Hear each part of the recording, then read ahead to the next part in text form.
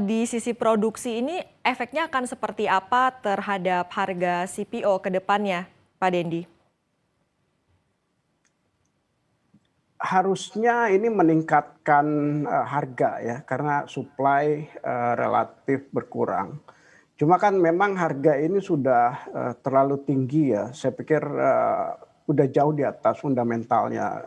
Kami memproyeksi gitu Sama seperti harga harga CPO komoditas itu. emas yang tadi Anda sebutkan juga Pak, bahwa apa yang terjadi ini sebenarnya demand-nya tidak sebesar itu, tapi karena likuiditas di pasar. Betul, betul. Ini sebetulnya pola umum yang terjadi di semua komoditas ya.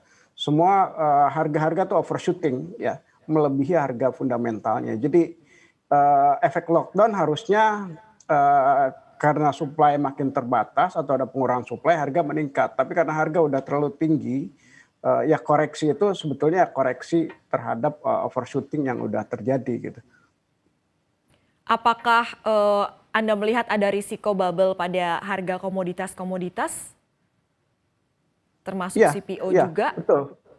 Iya, iya, semuanya ini udah di atas harga fundamental ya. Jadi ada bubble ya, yang saya perkirakan memang akan ada koreksi. Cuma memang kalaupun ada koreksi, saya pikir harga masih tetap relatif lebih tinggi kalau kita bandingkan sebelum pre-Covid, yaitu di tahun 2019.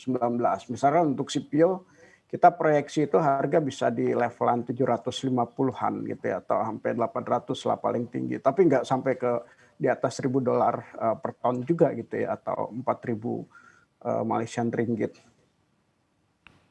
Iya, kalau kita lihat sekali lagi tadi terkait dengan penyebaran COVID ini seberapa mengkhawatirkan terkait dengan demand dari negara-negara yang menjadi tujuan ekspor CPO kita, Pak? Sebetulnya kalau demand sih tidak terlalu terganggu ya, karena kan CPO bisa dibilang nih relatif inelastik ya, atau bisa disebut juga kebutuhan pokok.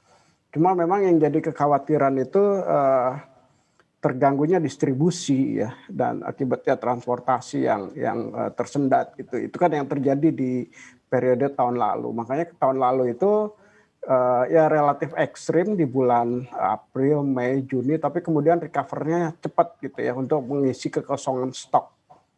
Jadi saya pikir kalau demand relatif tidak terlalu terganggu. Oke, Pak Dendi Ramdhani, untuk proyeksi harga CPO seperti apa di mata Anda, Pak?